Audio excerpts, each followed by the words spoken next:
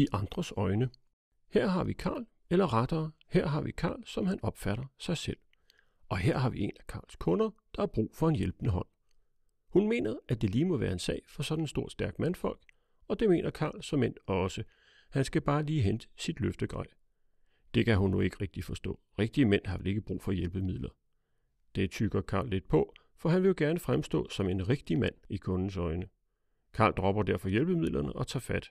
Hårdt fat. Og selvom han kan mærke, at det er for hårdt, vil han ikke give op, så længe hun står og kigger på ham. Forskning viser, at det ikke er nok at lære mændene at bruge hjælpemidlerne.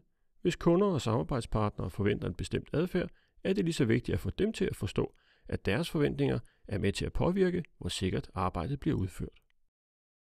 Læs mere om dette og andre forskningsresultater omkring mænd og sikkerhed på www.erdusikkermand.dk.